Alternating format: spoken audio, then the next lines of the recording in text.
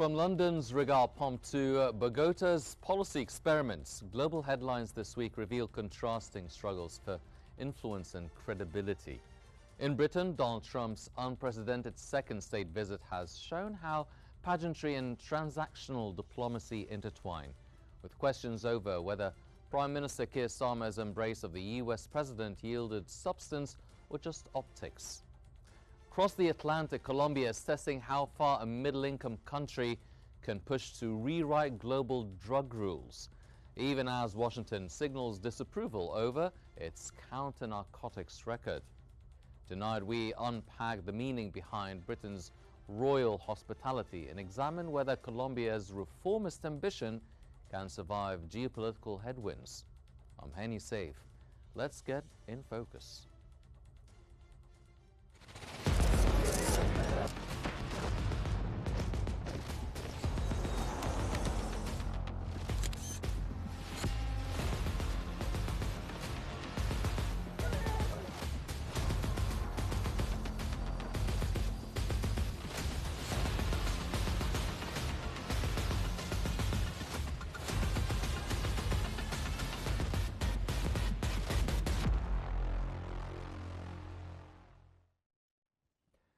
Writing in the Financial Times, analysts argue that Trump's Windsor tour, complete with horse-drawn carriages and royal banquets, underscored how Britain still deploys ceremony as soft power.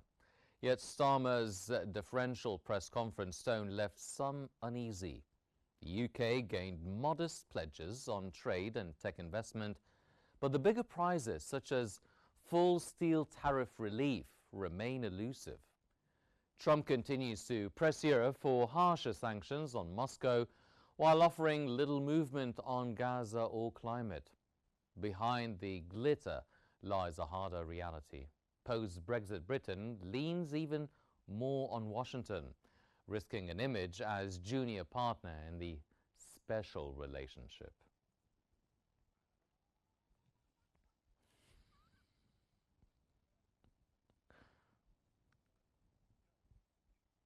And we're joined from London by Mr. Babak Imamian, the economist and political analyst, to assess whether Britain's royal welcome to President Trump strengthened its bargaining hand or simply revealed limits to UK leverage.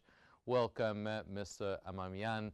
How do you interpret the balance between symbolism and substance in Trump's second state visit? Thank you for your question. First of all, it was a very successful state visit. Both sides benefited. The royal family also showed what an important role they play in, as you mentioned, soft power, especially as there is no effective British lobby in US. So the British royal family is the British lobby. And they are professionals, and they are a lobbying force for Britain worldwide. So that was one part of it. And it was a great success for Britain as a whole.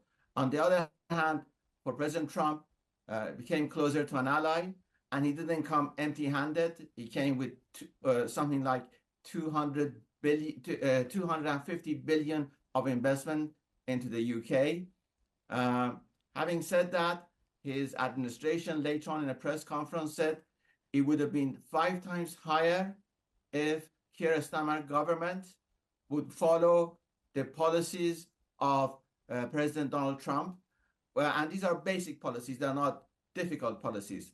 Lower taxation, less regulations, encouragement for inward investment, and lower interest rate. And none of these the government is following. The Keir Starmer government has no plan for less regulation. Every day they are increasing regulation, especially they are making labor laws more difficult. Now a startup has to give the same benefits to its employees as a company like B or HSBC Bank. And these are crazy labor law regulations which are coming into effect. So what they are saying is, if you want more investment, you have to do that. So what I'm trying to say is the British royal family did a great job. President Trump did a great job. This is now Keir Starmer government they have to do a better job. Well, did Starmer's cordial approach protect British interests, or did it come across or verge on over-accommodation? That's an interesting question. I am baffled why there is so much hostility towards President Trump, especially in the British media. There is nothing in it. I question it. What is in it to be so hostile to a leader of a superpower, especially an ally? The only thing I find is perhaps people on the left of politics, because 70% of the British press is controlled by left of politics. They find President Trump a threat to national security and everything else. And they keep mentioning that. And I suppose the roots of it goes back to his first term, when he gave confidence to the Americans that they don't need alliances in order to do things in geopolitics. They can do it on their own. And they found that a threat to the existence, this is the Europeans generally, they found that a threat to the existence of NATO. But it is not a threat to the existence of NATO. All President Trump was doing in his first term was telling his own people, the Americans, that you're a great nation and you can do things on your own. You don't need alliances. It's not necessary. But he's not against alliances. On the contrary, he's looking for more trade, more peace, and more economic development. Well, some observers are looking at the conclusion of this visit as a modest trade outcome for London. What does a modest trade outcome say about London's negotiating leverage with Washington? How might this visit shape Britain's broader post-Brexit foreign policy orientation?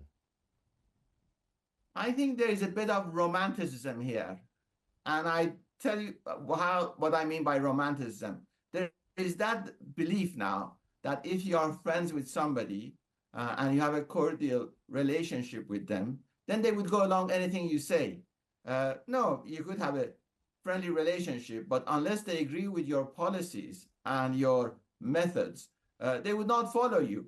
So going back to geopolitics, you could have a very good relationship, friendly relationship, great cordial relationship. But if the policies are different, which I mentioned previously, if the policies were aligned, the measure of investment from US into UK would have been 5 times higher, would be over 1 trillion instead of 250 billion.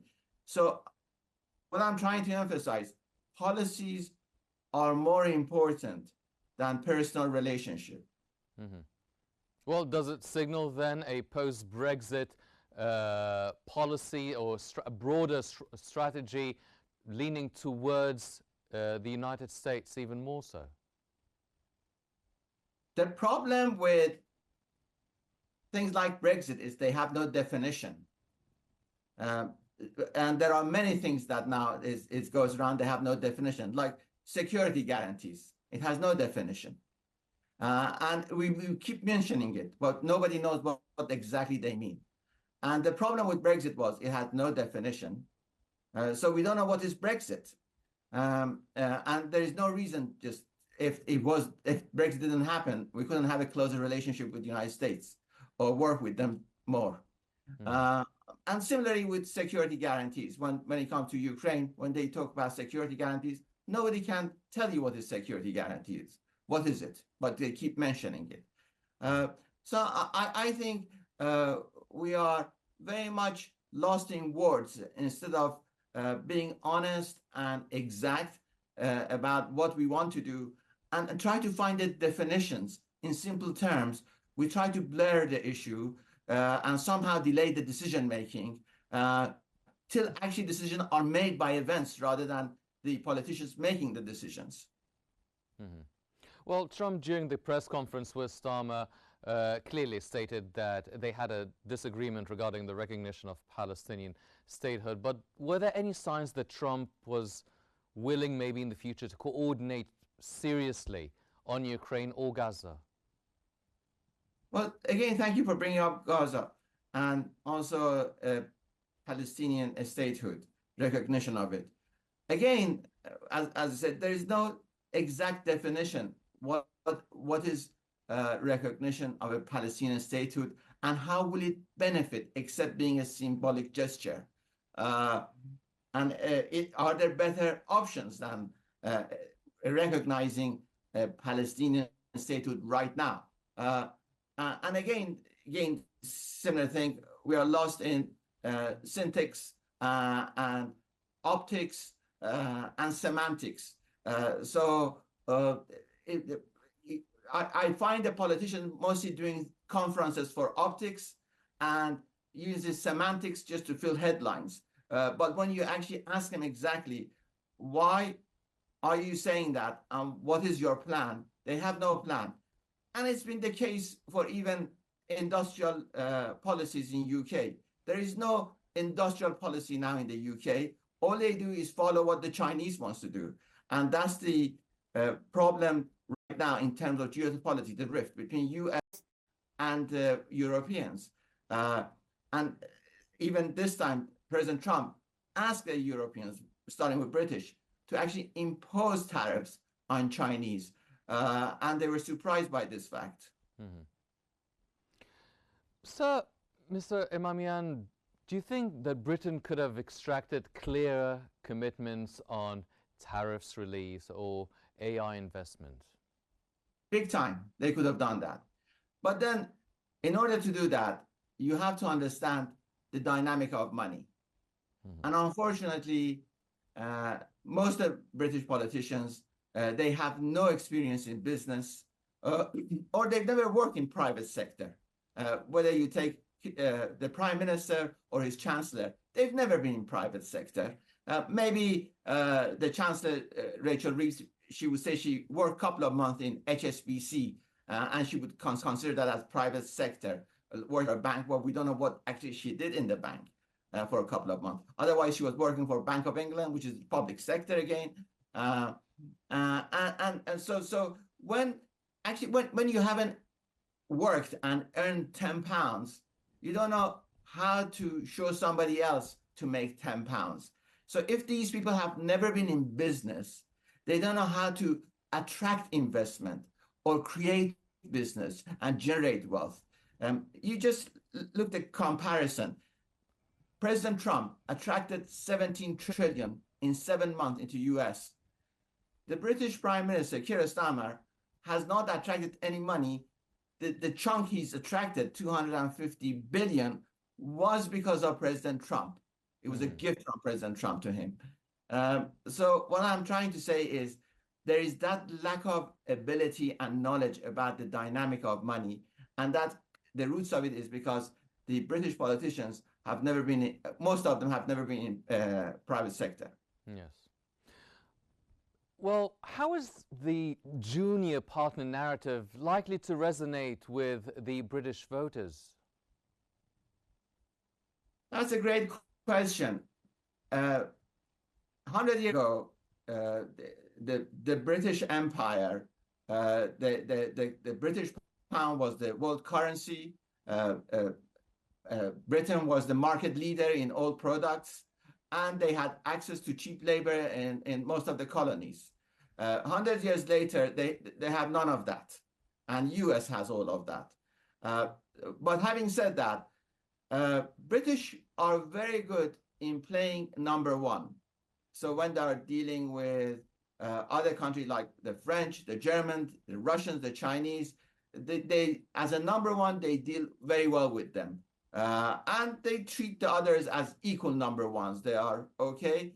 But when it comes to other nations, the British are number ones and the other nations are number two. But the British, they have that inability to know how to conduct themselves as number two. So when it comes to actually conducting themselves with US, they are number two, but they find it difficult to play that role. While the French, the Germans, the Italian, the Spanish, all other countries, they have no problem being number two when they are dealing with the United States. So there is that cultural thing that, this is my personal opinion, by the way, and my personal experience. Maybe I'm wrong, but that's what I find. The British have difficulty playing number two. Mm-hmm. Well, with the cultural aspect and the pageantry and everything, looking ahead, how can London balance the ceremonial warmth with harder diplomatic asks? The people of this country are great. They are hardworking, they are fair, and they are generally very good people, generally good people. It comes down to the leadership. You take an analogy would be like a football team. If they have a good manager, the team would be good. With the best players, if the manager is bad, the team would not succeed.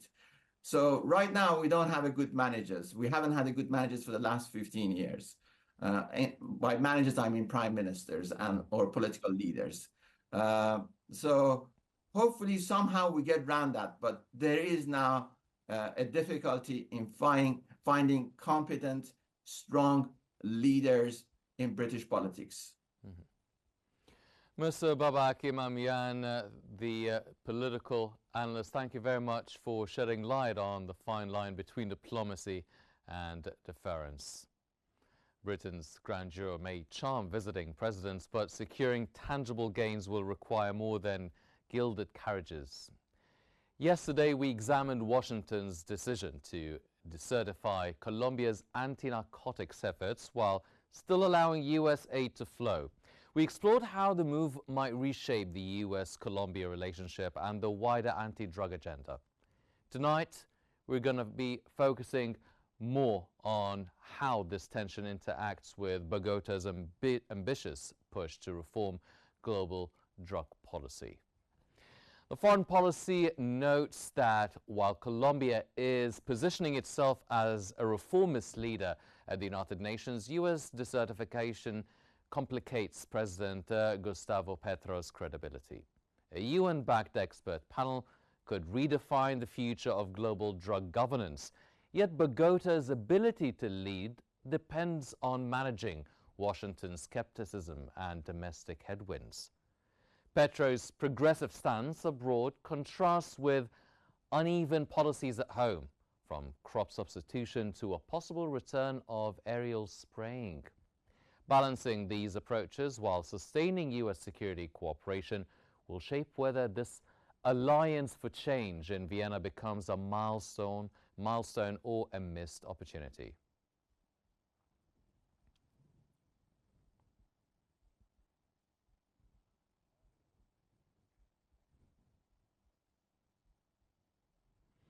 From Buenos Aires, we are joined by Mr. Tobias Belgrano, the international relations researcher, to assess how Colombia's global reform bid fits into the policy tensions we unpacked yesterday.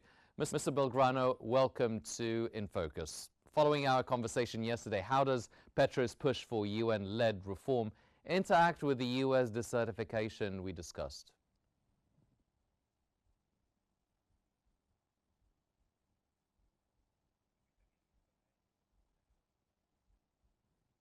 Mr. Belgrano, can you hear me, sir? Yes, I can hear you perfectly.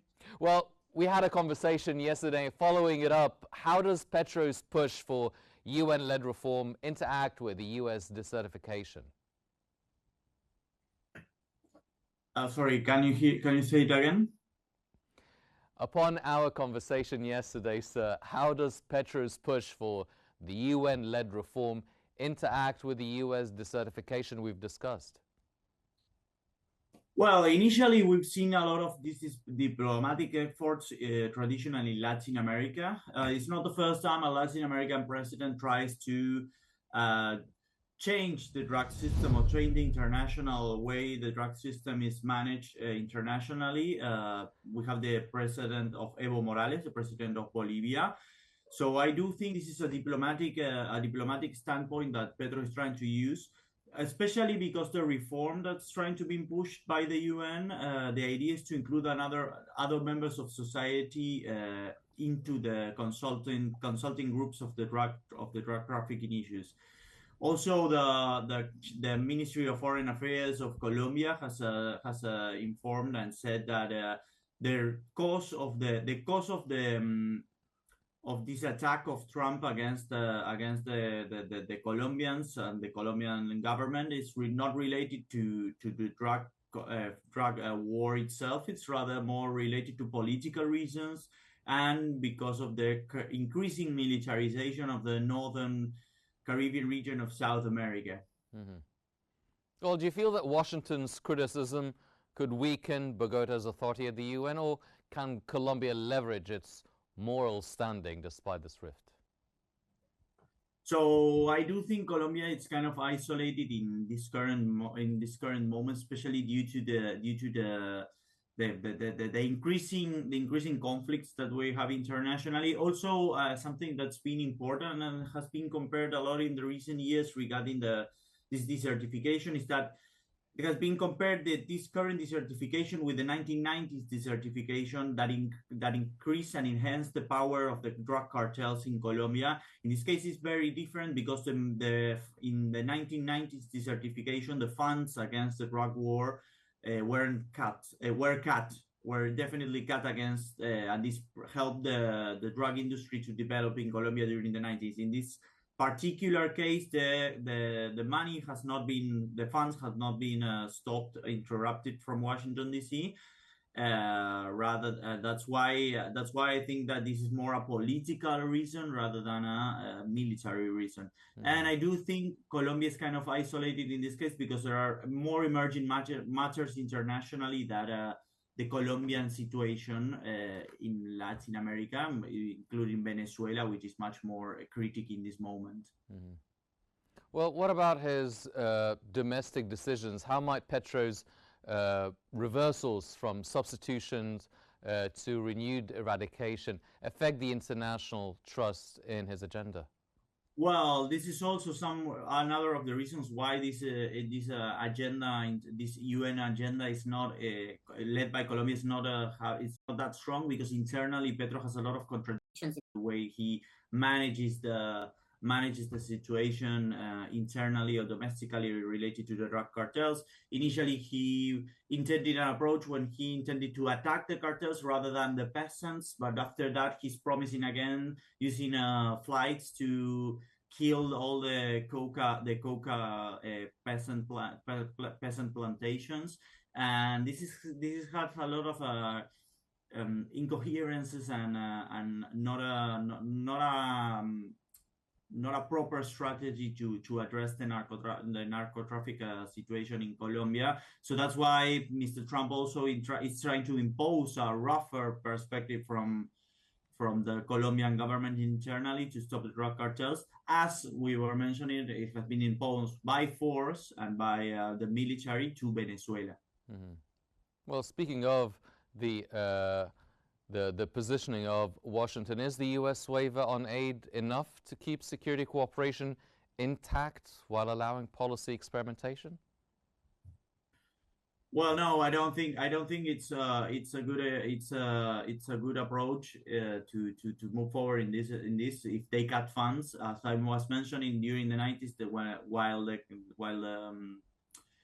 while the funds were cut against the drug trafficking war, this caused an increasing power of the drug cartels. And if Colombia, which is we were talking about yesterday in our previous conversation, increases its violence and there is more, there's increasing violence in Colombia, this might affect the migration crisis even further. Colombia, as I was mentioning yesterday, is a country which has had an increasing migrant population to the U.S. And if we see that the violence in Colombia gets more and more increasingly further, we might have a migration crisis even bigger from Latin America to the U.S. Mm-hmm. Could Colombia's reformist leadership survive a change of administration at home or in Washington?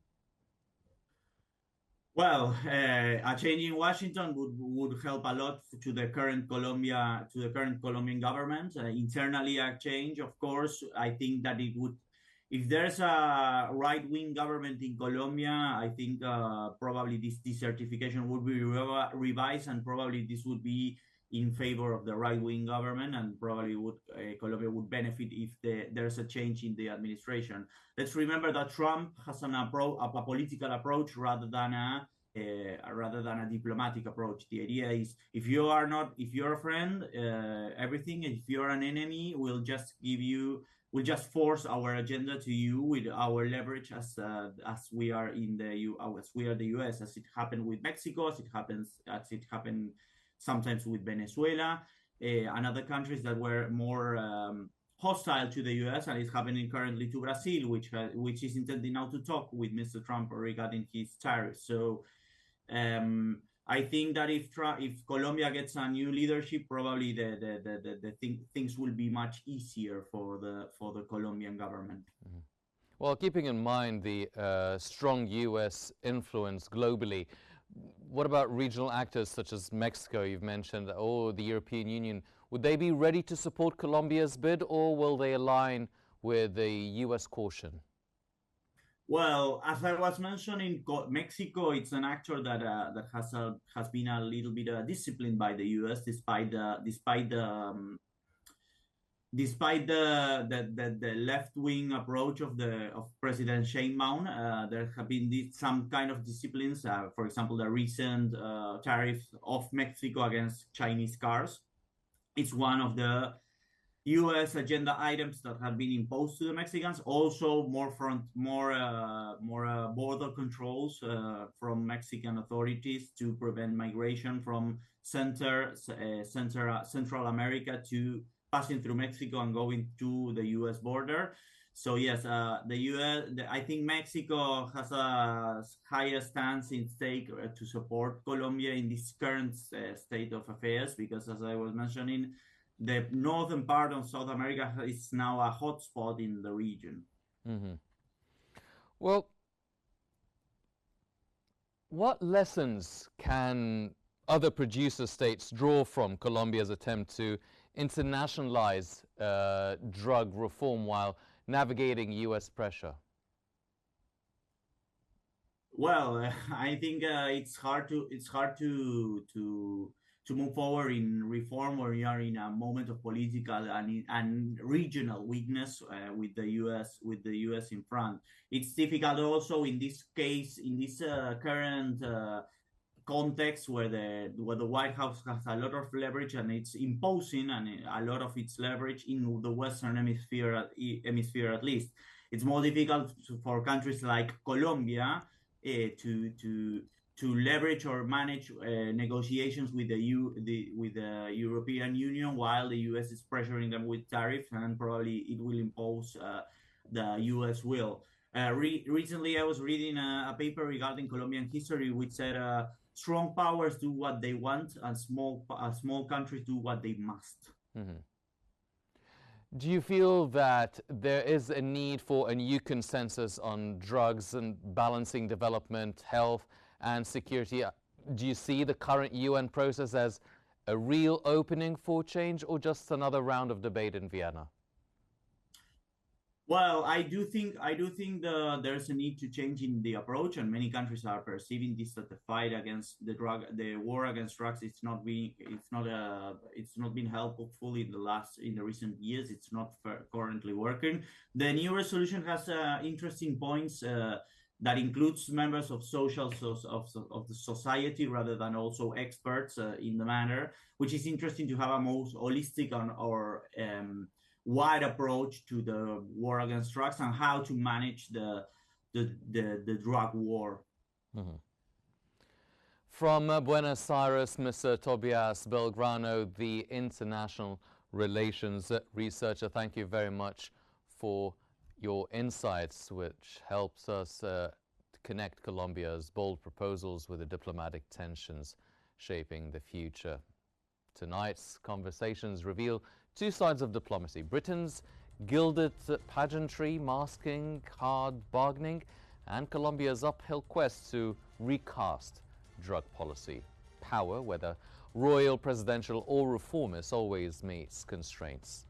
Unfortunately, that's all the time we have for this episode of In Focus. We'll keep examining how leaders manage these issues and what their choices mean for the global order. I'm Henny Saif. Thank you for watching.